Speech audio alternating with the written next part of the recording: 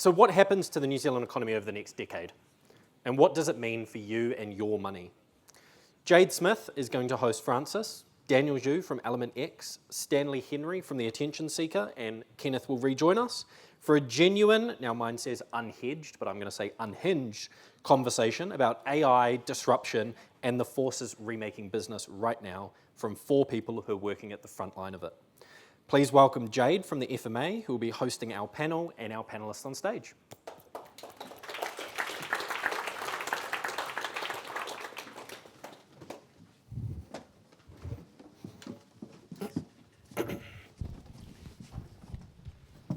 Kia ora, everyone. Kia ora, can you hear me? Hello, I'm Jade Smyth from the FMA. I work in the FinTech and Innovation team. So essentially, my day job is building sandboxes and helping firms start up in the financial services space. It's great to be here to discuss the future of business in New Zealand, a very exciting time to be chatting about this. And today I'm joined by Frances Valintine, founder and CEO of academyEX, Stanley Henry, founder and CEO of The Attention Seeker, Kenneth Leong, director at Tiaki Capital, and Daniel Zhu, co-founder and CEO of ElementX. Welcome. My first question, I think we can start with Kenneth and we can work our way down. But in one sentence each, what is the single biggest shift you're seeing in your industry right now? And what does it mean for New Zealand businesses? From growth at all costs to cash is king. Going from land, capital, labor to land, capital, labor plus AI tokens. I think from a higher youth unemployment to drive a new era of entrepreneurship. And then in my industry, brand, marketing, advertising, that performance marketing craze is starting to come to in, and people realizing that creative is very much the differentiator and that you can't just throw more money at Zucks and get returns out of it. So being able to make better creative is really separating those who are winning and those who aren't. Very good. I think we talked a little bit about at the investing panel what's a bit overhyped versus what doesn't get enough attention. I'd like to hear from all of you what your thoughts are on that. Yeah, start from. I think maybe give Stan a chance to start. Okay. What's hyped and not getting enough attention? I think the AI is the same answer for both. Like, I think that there's a bunch of, if you think about the tools in AI, there's a bunch of AI slot tools that people are just like churning stuff out, and people are buying subscriptions to stuff that are kind of overhyped and probably actually like the models can do it themselves anyway, so you don't really need to pay someone else to be the intermediary for you. But then also, not enough people are maybe using AI enough and what it can actually really do, rather than just tell you how to rewrite an email. Like, it can do so much more. I know this room might be a little bit more advanced than some people, but a lot of the rooms I will talk to, like 90% of the room are still just using ChatGPT chatbot, asking it to, what's the weather tomorrow? Or, like it's an advanced Google. And so I still think there's a lot of people who aren't using it enough. So I think for my answer, it's both, it's overhyped in some areas and then underhyped in others. Yeah. For me, I think it's building on what I've just been talking about. A good example is this week, Microsoft have come out. Now they've got their Copilot, and then they've got their agent, which is in their co-work agent. And that now uses tokens. And so they have come out this week saying they're going to change to DeepSeek because the cost for them is too high. Now there is, if you think about this, one of the largest US tech companies now talking about building their building blocks being a Chinese DeepSeek AI model. This is the weird world of hype and then confusion I think we live in. I'm an AI optimist, right? So I feel there's a bit of an overhype around the narrative of AI coming and taking away all of our jobs. And I think there's a couple of factors to counter that argument. The first is that a number of jobs are protected by regulated industries. When we look at financial services or education, healthcare, legal services, those are industries that you can't just strip out a human and completely go autonomous with a bot. So there's some natural protection in place. The second reason is that there's a weird paradox called Jevons paradox, and it talks about how as something becomes more efficiently to use, you don't use less of it, you actually use more of it. So an example would be when AI is making software developers do their jobs faster, a company goes, well, actually I'm going to hire more of them because now that I can explore use cases that I previously could not build, but now I can build more of them. And I'm seeing this a lot with, for example, startups now, where previously if you want to build an app, you go to a VC and they go, how big is your market size? How big is your TAM? And if you don't have $1 billion TAM, they're not going to look into you.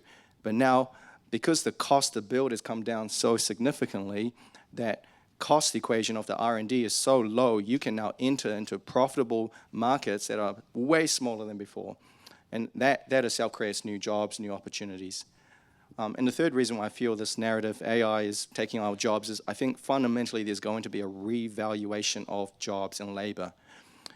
There's going to be a lot more value placed into human-to-human jobs, one-on-one tutoring, coaching. I mean, my daughter's swim coach charges $100 an hour to give her swim lessons. But she can do that because an AI can't jump in the pool with her and give her one-on-one private lessons. So I feel that there's going to be a revaluation of things that people we value, and we're going to redirect the labor force to that. In my world, the value of a business is defined as the net present value of all future cash flows, and not by the size of the TAM or the number of queries on an LLM or number of users. I mean, not those sorts of metrics. It's just cash flow, right? Like, what is cash flow, projected cash flow? And so for me, valuations, it's just impossible to make sense of how these businesses can be valued at these astronomical sums. Well, I think we've heard a lot today about AI, and I want to do a bit of a deep dive with maybe Daniel and Frances. So, Daniel, we're a couple of years into the AI boom now. What's actually changed in how businesses operate versus what's just still talk? Okay, so the first thing is, as Stanley has mentioned, there's most people, when they look at AI, they're still using chat mode. So chatting, you initiate a question, you're getting an answer, like you're chatting to a person. But a lot more businesses now are using agents. And agents is something that works autonomously behind the scenes when you sleep, and it's executing a workflow for you. Whether that workflow is analyzing a document, it's going and doing something, and then notifying someone. So that process we're seeing a lot more. And even in our business, when we look at that, that's allowed us to triple our output without having to hire 3 times the number of people, right? So there's a lot more margin expansion in business. Service businesses, the ones that do use this stuff, are becoming a lot more profitable. We're almost getting a kind of a 2-tier economy, where we've got businesses that are riding this wave, AI first, and then the others that are slowing down and not using this. That itself creates problems, by the way, but that's one thing. Something else I feel maybe a little bit overhyped is around this idea of sovereign AI. Now, sovereign AI, for those that don't know, most people talk about it as we want to have our data onshore, our AI models running locally in our own data centers. It's a really good story, and it's like politically it sounds really great. Where it breaks down is the economics. These data centers are freaking expensive, and the top of the line hardware you're buying a NVIDIA server rack. It looks like this.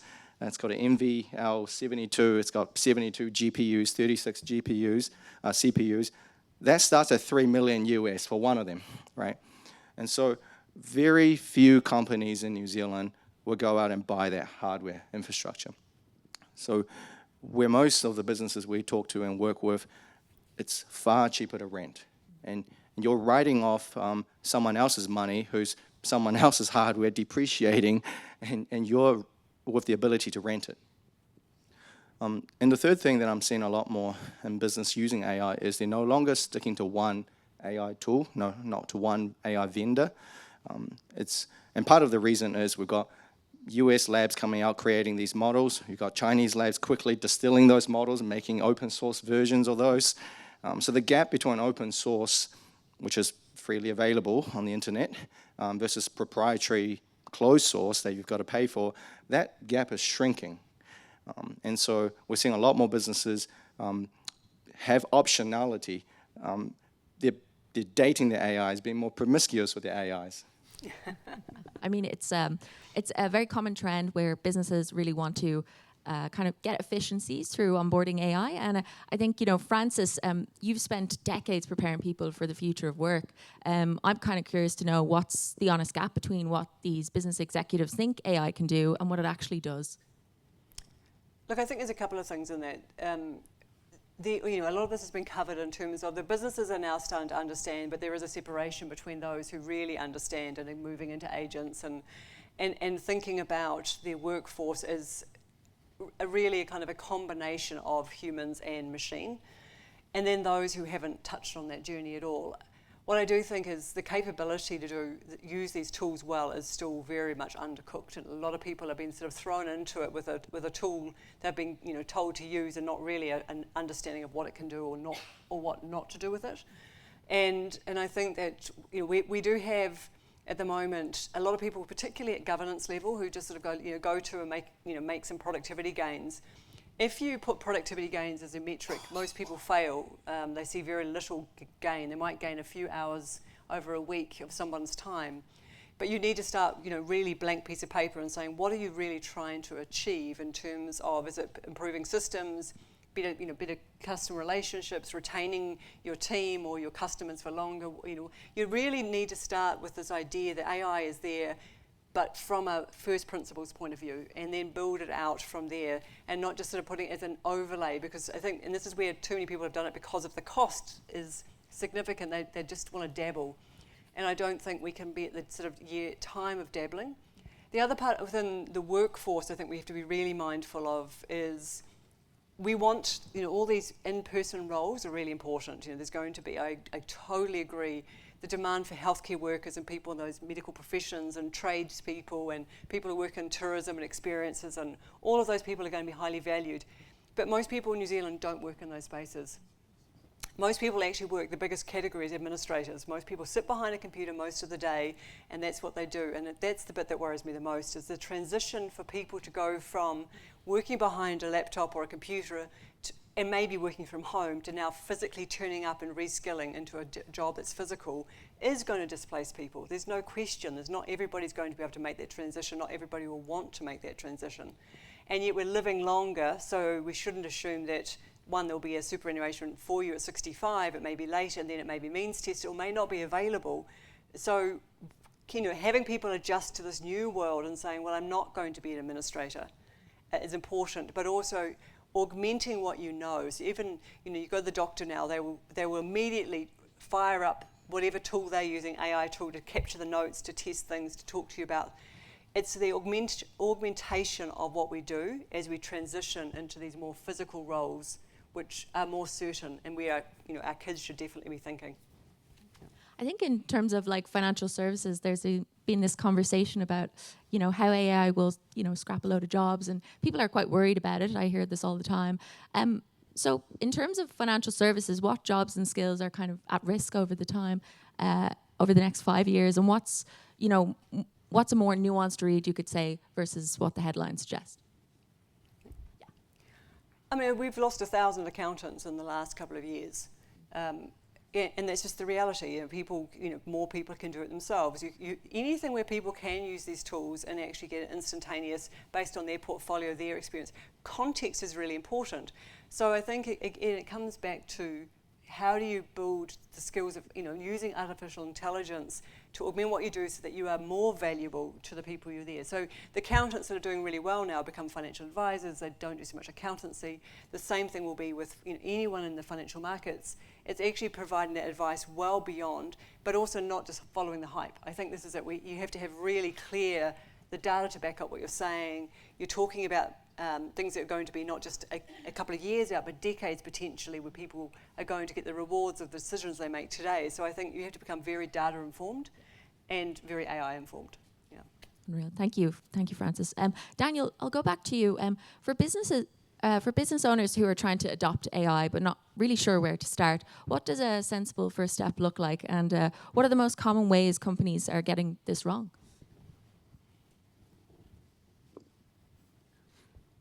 So this is an interesting one, because a couple of years ago, pretty much every board in the country or around the world was telling their businesses that there's this thing called AI, go and figure out how to use it. And that was very problematic because a lot of people didn't know how to use these tools, and ended up building use cases or things that don't deliver any value, don't save any time, and just ended up flopping. So for me, the kind of question that a business owner should look at first is they got to get their business strategy right first. They need to figure out what truly differentiates them. If they haven't done already, go do a lean canvas or a playing to win canvas, one of those jobs to be done. Get really clear what their unique value proposition is, and then have a think around which parts of that can AI accelerate, if any. And part of that is because AI, everyone's dressing it up as a universal tool, but there's only really a few industries where it has really strong product market fit. One is software engineering coding, the other is probably in content creation, that kind of stuff. Everything else, all the other industries, this tool is transformative, but it's more like a calculator or a tool rather than reinvent the whole business. So, just last week I was talking to a business and they're thinking they're not going to use AI customer facing because their brand is around person-to-person relationships. But then they're going to go AI 100% almost on the back office to make them more efficient. But figuring out that strategy for the business, do that first. Can I jump in there real quick? Absolutely. Sorry, I know I'm out of script now.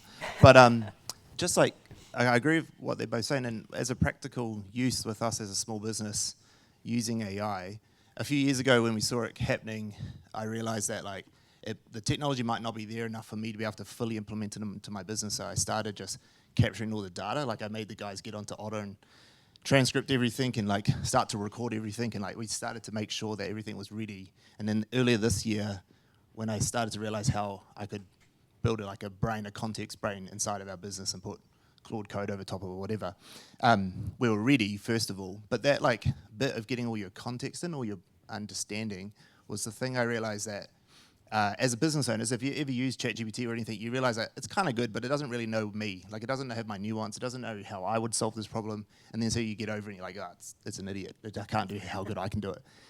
That changes once it has all that context, and then it does it, and then you're like, oh, that's actually even better than I would do. And so what that did for our business over the last, so about 18 months ago, I stopped rehiring people as they went off and went overseas. We had a lot of young staff, and so we're less than half our team left. We went from 40 to 18 over the last 18 months. Our revenues increased. All of that savings that we had in people, it's mine now. That's all I can really say. Realistically, it just came to me, which is, as a small business, is amazing because cash flow sucks, right? And so that enabled me. But what it did actually do, it enabled us to perform better for our clients. We've done better work for them. And the job roles things, where job roles have disappeared in our business, what actually happened is that they combined and they became these different roles altogether. And I think there was a study from MIT or something that said 80% of a person's role would be done by AI, and that 20% would be left. But then if you, some roles you could combine. So in our case, we had community managers, social media managers, and project managers all just became one job because most of their work was gone. And now we've got, what was left, one person took it on, did a better job, had AI powered them. So I think we don't even know what to call these people now. The guys in our team who do this role, it's not even, I don't even know what the job title is. And so we're just creating these different roles that are combined people doing them. And so I think as part of this AI, if I was early, and to answer that last question, Frances said people were dabbling in it, and I think that is wrong. Like you're saying, I think you've got to jump all in, give it a proper go, have a right business strategy, as you're saying, and really lean into it. Don't just half-ass it because you will just burn a bunch of money doing nothing. Go all in. That's what we did, and it's completely transformed our business because it's a tough time at the moment. In our business, we're able to save essentially half our wage bill, and as a service provider, that's my only bill. Yeah. Thanks very much. I'll jump to you. I have a few questions for you a bit later on, but I'll jump to Kenneth. So what structural changes do you think will matter the most for businesses over the next decade, and how do you think leaders should be preparing now versus later? I think we'll, in due course, realize once again that capital has a cost. And what I mean by that is that capital will demand a return. Now, I look around the room and I see some of you were around in the 80s and paying 18% interest rates, you know. And so for a long time, we've had it good, right? Like property values doubled every 10 years, and on the back of interest rates coming down and women entering the workforce, you know, increasing household income. And so these are once-in-a-generation events that will not occur again, right? Like, so there's a lot of room to fall when interest rates are at 18%, but when it's at 5, I mean, you know, it's reached a point now where it's going to be more and more important for those of you in business in the room to understand the value of cash flow, and investors in the future. I mean, right now it doesn't make sense to me. I don't know how to make sense of this, but I think in 10 years, investors will demand a significant return. A return on capital. And once again, the understanding, what I said earlier about NPV and how valuations are defined, I mean, this is like time tested, right? Like when you look at a 100-year horizon, right? Like the S&P 500 will keep increasing, but the makeup of S&P 500 and the makeup of returns generated by FANG and the big tech will change. So I don't know how and in what form, because I'm not a tech guru or AI expert, but I think the fundamentals will still apply. Awesome. Well, I'll stick with you, Kenneth. I want to get your opinion because I know that you're the chair of the ASEAN New Zealand Business Council.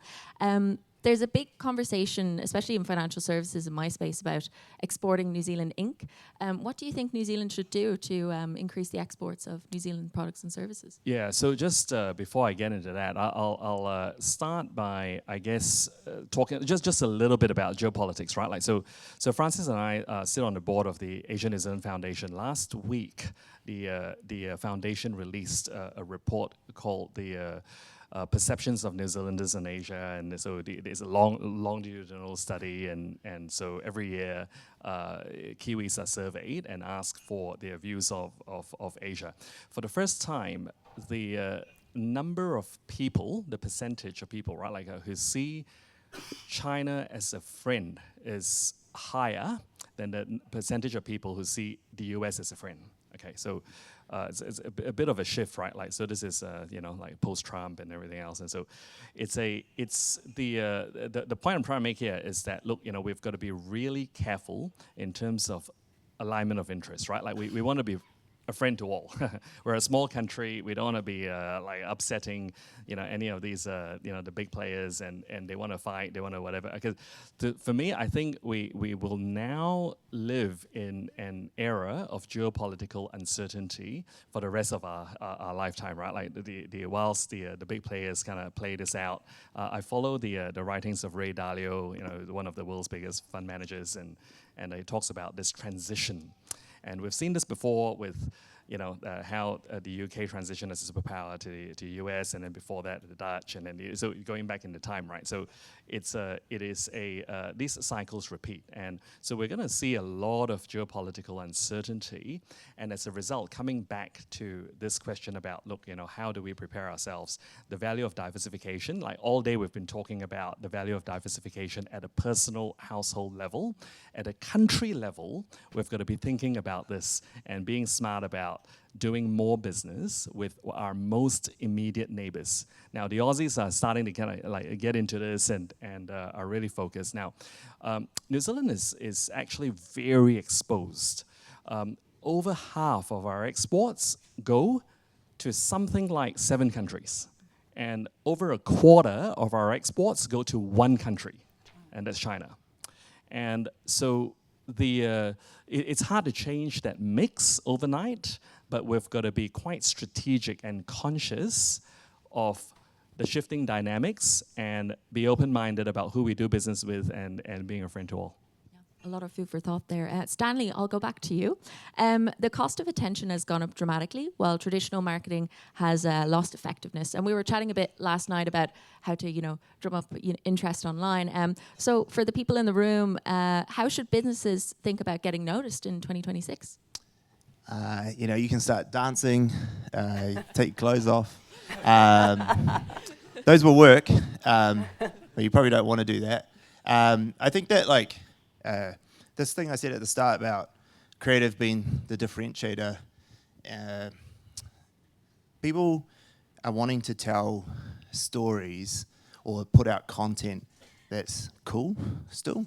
And like millennials and Gen X, we still own a lot of the businesses and are the ones that are maybe trying to do this and capture this performance marketing, but we just want to look cool all the time. Everything's got to be slick and awesome. And like actually the world of social and like where people get attention from is becoming, you'll hear this buzzword of authenticity happen. I don't necessarily love the way it's used, but the idea of it is this rawness of content and this rawness of story being told, and none of it has polish on it. And so actually like for a lot of you guys who are building businesses or growing things, people just want to see that. They just want to see behind the curtain a lot more, and they want to understand how you're getting there. And none of that looks cool. Like it's actually real grimy and dirty and just like face the camera, just put it in front of you and just get it out. So I think like for a lot of us trying to build attention, instead of like blowing a bunch of money on like trying to make the slickest, coolest, highest produced stuff, just realize that like we're all just as shit as each other. Like don't get up in your head about it all. Just like go do something and get it out and do lots of it.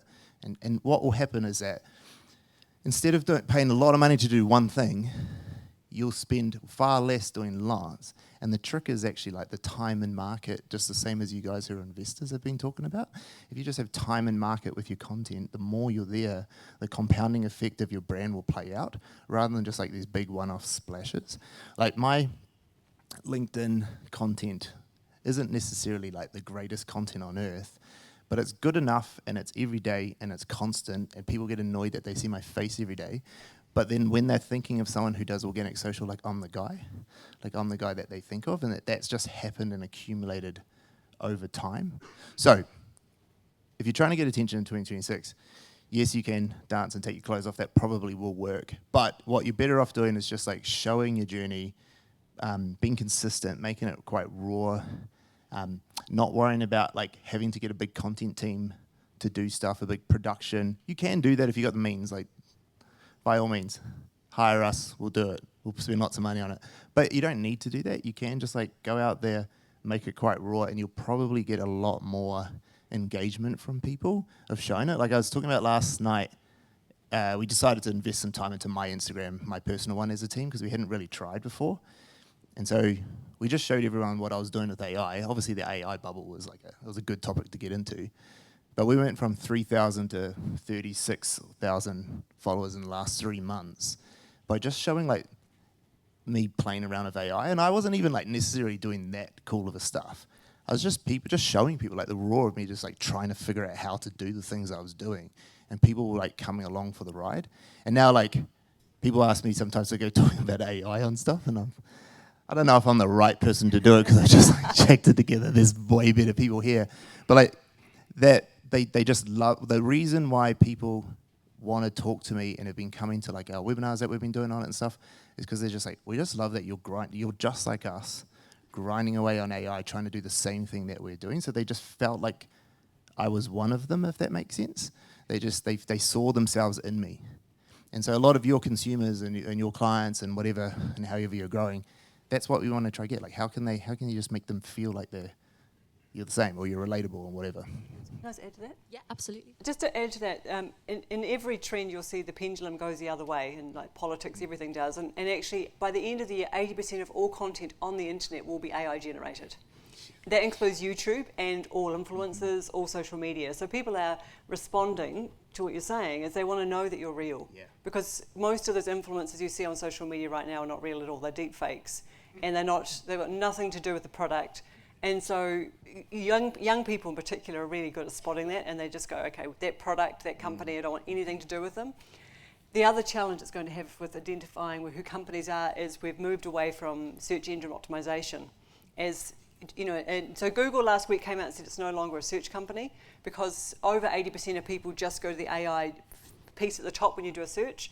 And so when you use search before to have people discover your business, particularly e-commerce, that's gone and AdWords are disappearing, and that actually over time Google is saying there won't be that function at all. So that's the other thing about discovery you're going to have to start thinking about. If you rely on people going to Google and finding you through either SEO or through AdWords, that will not be the case, and it already is not the case, but increasingly it's going to be hard to be discovered that way. So back to authentic. Yeah. Make yourself be real online. Awesome. Thank you both. Conscious of time, I want to give the audience some time to ask questions, but just very quickly in one sentence for each of you, what does success look like for New Zealand as a country in 2035, and are we on track? I think there's still a huge opportunity for us in the food and fiber space, and I think we all saw what happened with Beyond Meats, with how it imploded, and then people are like had enough of like kind of plant-based meat, and then went back to real proteins. So there's a bit of a push now, like globally, like people are looking for kind of like good quality but good value animal protein. And so just on that front, I think I'm quite optimistic about New Zealand's future, just in that space in terms of the agri-tech and food and fiber. There are huge opportunities, I think, for us in with anything to do with planting or growing something that requires the clean air, clean water. There are very few places on Earth where like this kind of provenance thing, right? It really will become more and more of an advantage for us. So I don't know what sort of new products or functional foods will come up in 35 years, but I think that sort of point of difference for New Zealand around using our environment to produce high quality, good, clean food and fiber products, I think will be a clear point of differentiation. So my thinking is around, well, we all know we have very low productivity in New Zealand, right? Part of the challenge is we invest so low as a percentage into R&D. And I feel there's an opportunity here for, especially in the business sector, where the old play where a business owner will go set up a business over time, buy their property, buy their premises, the office space, funnel money into that, so then you're getting growth on your business and on your property. I'm hoping that breaks, and I'm hoping that more business owners go, well, instead of doubling down on buying the office that I'm using, I'm going to put that money into R&D. I'm going to put that money into upskilling my team. I'm going to buy new equipment, and I think that's where we're going to get the productivity uplift. For me, in 2035, we'll have 3 people in the workforce for every person who's retired. So if you think we had 7 people to 1 back, going back a couple of decades back. So 7 people to 1, 3 to 1. I would hope that those 3 are in really great industries that are giving us a great return, or at least be able to attract the most brilliant minds from around the world to come here because the industries we have are exciting, and attract Kiwis home again, which is going to be the next big challenge. Yeah. Man, this question, I got no freaking idea at all at this macroeconomics sort of stuff. It's just not my world, and so I can't really talk to at that scale of a country, but I can tell you what I'm doing. So for me, at my individual level, there's 3 things that me and my wife at least are looking at, and then as a business. AI, how to making sure that we're AI first and rethinking how the business works from AI first position, not just as you say, not just tacking it on top. How do you fundamentally rethink how this business runs now in a world where AI exists? The brand, going after our brand building as large as possible, just continuing to do that and realizing that if we have the attention of a lot of people, we can ride the wave if things change, because we can just shift as we need to, because we can talk to so many people. So we've currently got around 1.4, 1.5 million followers. How do we take that to 10, 15 million followers over the next 10 years? And then the third thing for us is, and we've been doing this all along, is just how do we be global all the time? How do we understand that the market's so much bigger than New Zealand? The fact that we can go to the US and pick up clients, or we can go to Dubai and pick up clients as we've done in the past. How can we just do that? So those 3 things are for me, what we're personally focusing on. But yeah, don't ask me about the country. Honestly, I'm not the guy. These guys are way smarter than me. Fair enough. All right. Do we have time for 5 minutes for questions? So thank you very much to our panelists. Anyone want to ask a question? Probably to Stan, I was wondering how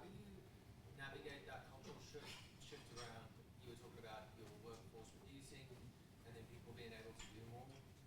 How do you manage that kind of expectation of people to do more? I think Daniel was talking about people almost getting increased capacity to do more, but if you reduce and then want people to use the resources to do more. Yeah, it's been a bit of a tension for our team as well as it's changed, and for them to figure out how this stuff get adopted. Two ways. We think of our business now doing two things. We have conversations. That's either with each other, with our clients, with AI. We have conversations, or we make content, and then everything else is done by AI. And those are the two things that we're kind of paid for by our clients. And they're also the two things that our staff love to do. So by the guys like doing more, they're actually doing more of the things that they like to do and less of the stuff that they dislike doing. So that's the first bit. The other bit is that actually it's a little bit dystopian on how it sort of plays out, but the way it's been playing out in our team is that actually we're getting to the point where AI is just prompting us now. So we're not really using the tools as such. They're using us. They're like, we've got this objective we've got to get done, and that guy can go make the content, so book him into his calendar to go do it. And so it means the guys aren't really using the tools as much anymore. The system's set up now, it's doing its thing. There's a couple of us who kind of guide it. So the guys aren't having to adopt AI anymore. It's actually kind of weird, they're just getting used by it. It's a little bit dystopian in that, but it kind of is truly what it is. But for them, it's great because they're like, no, I can show up fully present for my client. I know exactly what I need to do and how to get this content captured, and they can do the thing that they love doing, which is interacting with the clients and actually making great content. And so, I say that in a real positive spin because that's great for me. But it's also the team have said it as well. But it was a bit of a tension for a good year. A lot of people define their value in the workplace, in the workday, by ticking things off a list. And I found it was probably half our team. They love coming to work, they'd get a list to do and they'd tick it all off. And then now those lists are gone because they're already done. They're just being ticked off, these little and then they felt well, what do I do? And so there was a real tension there. And most of the people who eventually left, they were probably most of those personality types. That was quite a big tension for us as a team. It was really tough, and we had to navigate that. We've got to a point now where the team is left with the people who are the problem solvers, who are the guys who love to make the content and the conversations. I don't know what that does for that 50% of the population who loves to tick off lists, but for our team at least, that's how we've navigated it. Yeah. Do we have time for one more question? Yeah, one more. Oh, I think the lady in the back. Daniel, I'm going to pick on you for just 1 second. I apologize. You had said that you thought that regulated industries might be a little more insulated from this, but the FMA is already licensing robo-advisors for financial advice, so I'm not sure regulated industries are going to be that protected. With that in mind, this is kind of a question for the panel at large. Is there value to keeping a human in the loop when we're looking at this kind of automation? So maybe I'll start and the rest of the panel can come in. We've had a project where the original business case was around automating a certain manual job function. As soon as that went to the board, the business case, it got shut down because the unions hit that. And what we realized there was that that's a very delicate conversation you have to have with your workforce. And so I feel any change like that is not going to happen overnight. And we had to drastically change the business case around, rather than replacing overheads, to more around how do we support our people to do more while having an AI on their shoulder, helping them pick up areas faster, or we had to move into that area. Anything you guys want to add? Yeah, maybe I'll just add, I think there's two things AI doesn't do well and probably won't ever do really well is it has no taste. It doesn't know what the next design and architecture is going to be next year. It doesn't know what the next fashion will be, or the flavour in food, or are we going to drink more whiskey or scotch, or what. So there's all these things that because it's on the basis of averages. So anyone who's at the forefront of making big changes, they are not going to be affected. So the very best people in their class are going to continue to be the architects we look at, or the person who's the psychologist, or whatever it might be. So I think the outline, and then judgment. It doesn't have great judgment yet because, again, it goes back to the basis of the average. And so when you're making a judgment call about, if you go to Kenneth's businesses and a business that on paper may not stack up very well for an AI, but actually in reality because the market is shifting, or there is an unfair advantage in a particular economy or region, those things, AI doesn't have enough context. So I think humans are going to get really super good at humans, being humans, and being really, thinking about the nuances of behaviours and judgments and fashions and things like that, and we'll get better than that, and we won't do so much in the middle ground, which AI will kind of do for us. So that's my view. Yeah, I agree. I think like with the technologies, when you say humans in the loops and stuff like that, there's going to be certain roles that will disappear, or things don't need to be done because like AI does it better. And does a human need to still be in the loop? Probably not. Like, why would you do that? There's so much stuff that's been automated already in our world that AI wasn't responsible for, just like machines doing it or whatever. So I don't think that sort of stuff has to. But when it comes to like what I was saying, 80% of the role, roughly, let's say, just throwing out numbers, 80% of the role was done by AI. That 20% of the human in the loop, if you would say, wasn't necessarily like human in the loop. I don't know if that's the way we'd sort of say it. It's just that bit of the role was just done way better by a human. And to like Frances' point about like taste, like it doesn't. And even if it can, like say content creation, I think it was just said before, we don't use it for content creation because even if it could, it's all based on this like predictive model of past knowledge, past things. And like all creativity is built on itself. And so actually if AI can do something really well in content creation, all it will do is have my team go, oh fuck, we could do this other thing now. And we can just honestly do that faster than what AI will do because like it doesn't have taste, it doesn't know what's coming next. Like you're talking about the architecture perspective, it's not going to be able to do that faster than we can or better. So I think rather than saying like where's the human in the loop, it's like actually what can the humans do that it can just do way better and we have way more fun doing. And so for my team, like I said, it's have these conversations with humans, break down problems, find those problems, and then give it to AI to help us get us to the next stage, and then for us to then go make this content and like push the industry forward. So we want to constantly be like, can we continue to make content that's better than anyone else is making? And I just don't, I don't want to say AI will never beat us because who knows, we didn't think it would be here 5 years ago maybe. But like we think we can stay ahead of it at least because every time it gets better, we think we can learn from it and go better again. Yeah. All right. I think that's us, really. I'll hand it back to the lads to close us out. But thank you very much for having us. If you want to ask us any questions, we're free. We're around. Thank you very much, guys. Appreciate it.